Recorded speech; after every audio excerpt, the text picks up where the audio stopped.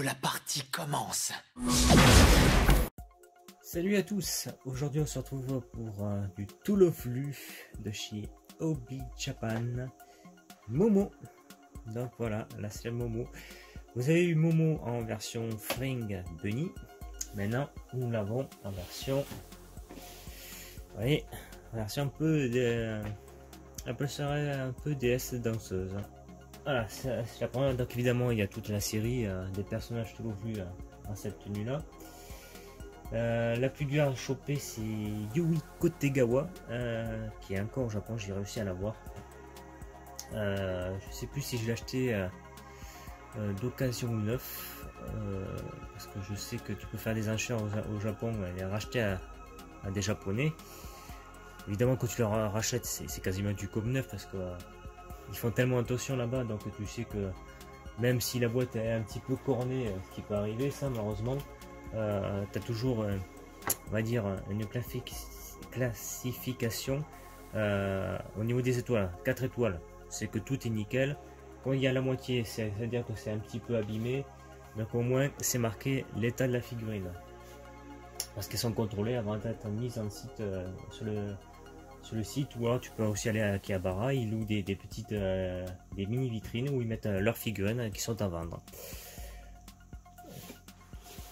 Donc du coup celle-ci elle est neuve, pareil ça fait un moment que je l'ai. Voilà, Momo qui est la plus des coquines. Alors le visage, j'ai envie de dire peut-être que là il est un peu plus kawaii, le visage de Momo, il est moins, j'ai envie de dire presque moins fidèle que la version animée, peut-être parce que les yeux sont un petit peu plus gros. Donc on va voir ça ensemble.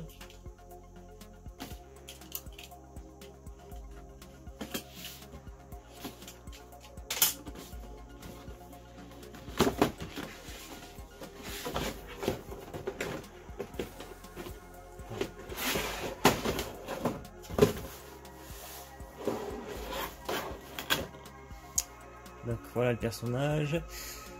Donc les cheveux sont bien rosés, même ils sont un peu plus rosés que la photo qu'il montre pour le prototype, c'est pas plus mal.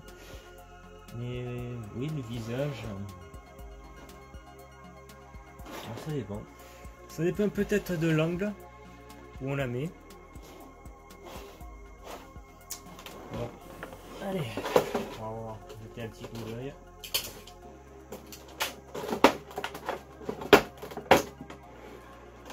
Le socle là, alors voilà, il y a marqué Momo. Voilà. Donc c'est une tenue presque type indienne, donc c'est marqué, vous voyez, Momo, Tool of Lu Darkness. Donc on a un effet, vous voyez, du sol, vous voyez, qui fait pas pailleter, avec les contours en off.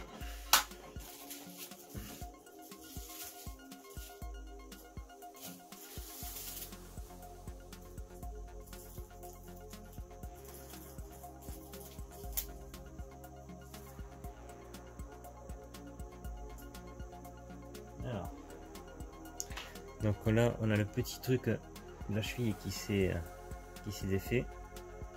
On va essayer de le remettre. Voilà. Donc voilà, on va essayer de la montrer de plus près. Vous voyez la tenue. Bon, finalement, bon, il a l'air de bien passer là, le visage de Momo. Voilà, par rapport à celui, il a l'air d'être assez correct. Alors là, ce qui est bien fait, au moins tu vois que c'est entier, donc il n'y a pas de séparation au niveau du corps, comme il peut arriver sur certaines figurines quand elles sont habillées, elles sont souvent de moitié, la plupart. Là on voit que c'est le corps qui est tout entier, donc au moins t'as pas comment on peut arriver sur des SH-Figures, où c'est collé au niveau des cuisses, parce que souvent aussi c'est sur ces figurines, c'est des parties là c'est emboîté. Là on sait que le corps est quasiment entier, à part que la tête elle doit être séparée, donc c'est bien travaillé. Et puis c'est comme la Mei en version punie, le corps il est il est tout lisse. Donc avec une tige en métal.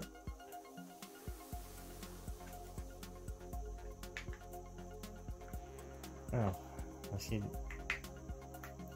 Voilà, que les pieds reposent. Donc évidemment, elle a dit que ça risque pas d'être souvent plat parce que bon, comme c'est du plastique, ça peut travailler.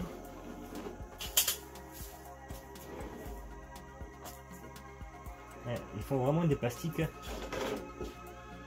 vraiment ultra électrostatiques.